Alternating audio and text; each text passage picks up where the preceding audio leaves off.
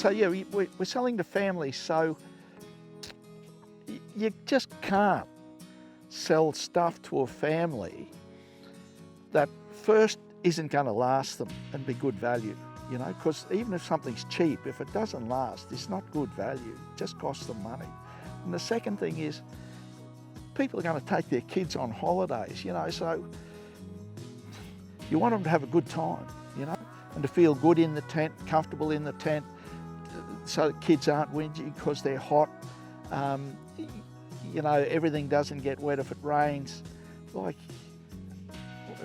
yeah, we're trying to make a product that people will enjoy, families enjoy. We're really into, our forte is the family camping market. And we really try hard to make good product that families can take away and be confident in it, and that they can enjoy their holiday.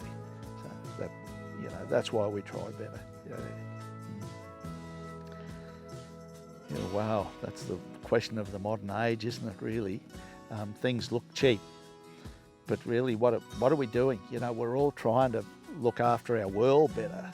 So why get a tent that's used up resources to make, and then use it once and then throw it away, and it goes in as landfill and fills up the world with rubbish?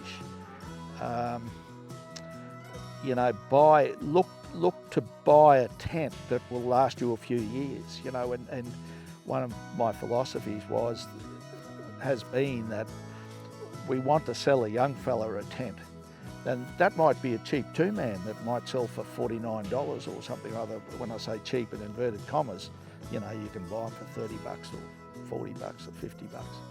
But buy a quality tent that you can enjoy.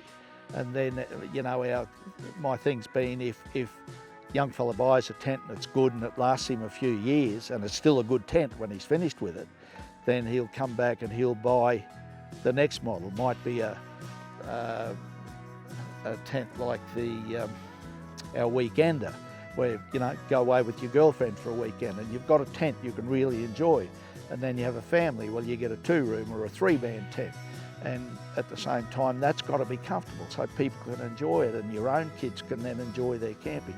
So that's really why we try to do things the way we do, you know, to make things good for people through all the stages of their camping lives, you know.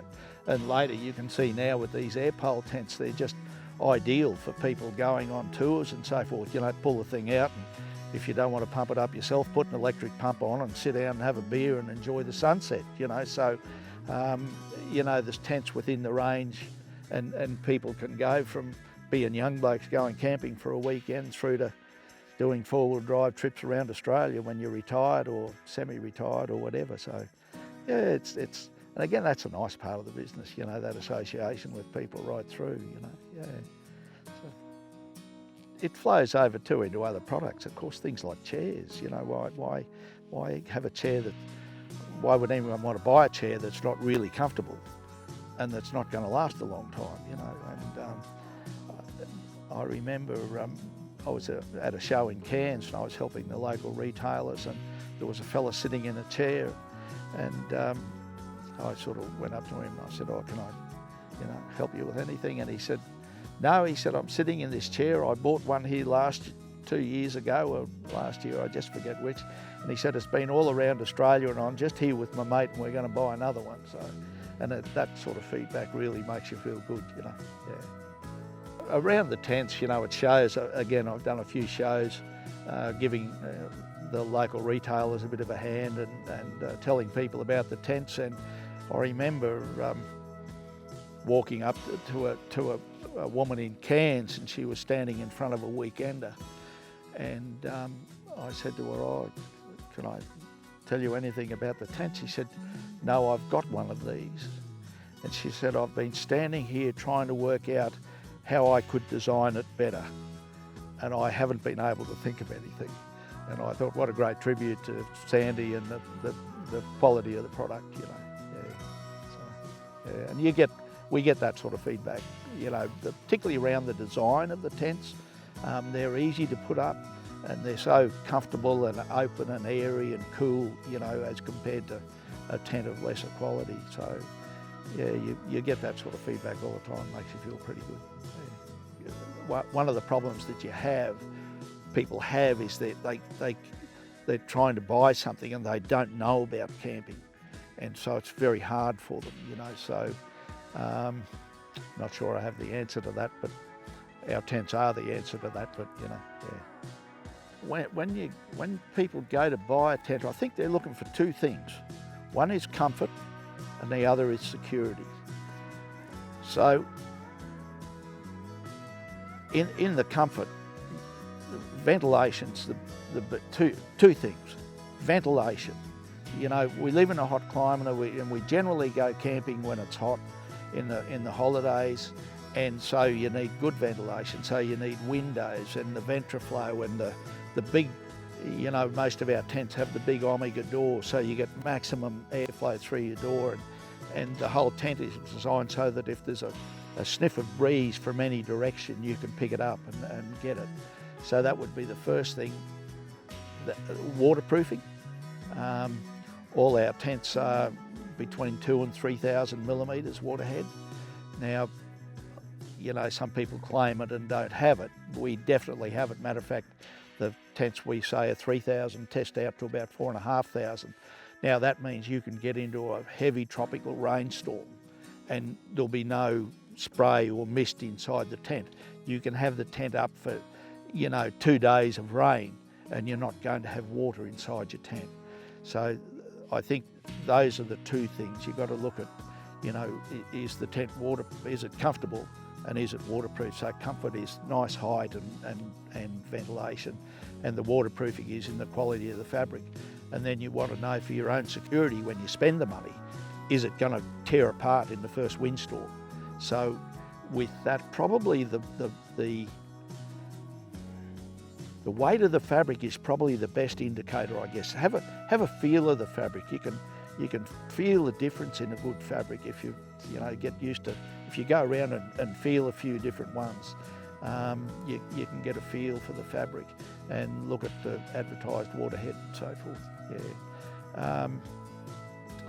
You know, we do all sorts of little things, little gussets on windows to protect the zip. So, like if you don't have a little gusset on the window and then you pole your window out and then you get a heavy wind, you can rip that apart at the end, that zip, and all of a sudden you've got to put a new zip on a window and you're up for $100 or something or other. So, you know, little gussets on a window save that, and it's all that kind of small detail, reinforcing around the floor, you know, reinforcing where your zips are, where your poles are, you know, looking at your tent.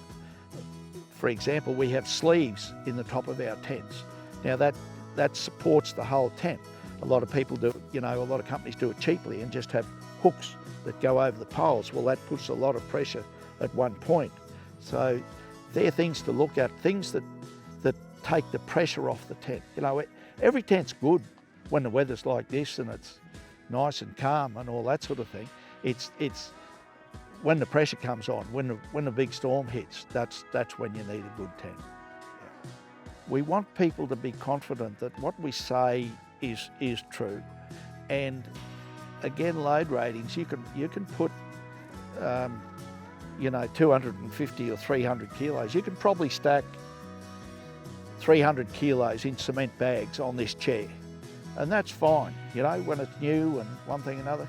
But give it a few years and it's been knocked around a bit, and you know, someone falls into it from 6 feet away when they're half full of beer one night, and you know, all of a sudden the thing tears and collapses and so forth. So that's the reason really you can, you know, load ratings should be about, is the chair going to last for years if we put this load rating on it all the time? And load ratings, when you sit in a chair, you know, sitting in it's one thing, you know, but when you just sit down like that, you're putting about, I just forget the number, but it's 2 to 3 times your weight in pressure on the chair at that point in time. So there's no point in saying the chair's 400 kilos if you could get a 400 kilo bloke into one, but you know, all of a sudden you'd have someone drops into it and they've got a ton of pressure on it, you know, or if we call the chair, you know, we say a chair's suitable for 110 or 120 kilos maximum, then if someone plonks into it, you know, they've got 300 or 400 kilos worth of weight going down on a chair. So you really can't give it that weight. You need to give it a proper, you know, a reasonable weight that a reasonable person can accept that they'll be safe in. Yeah.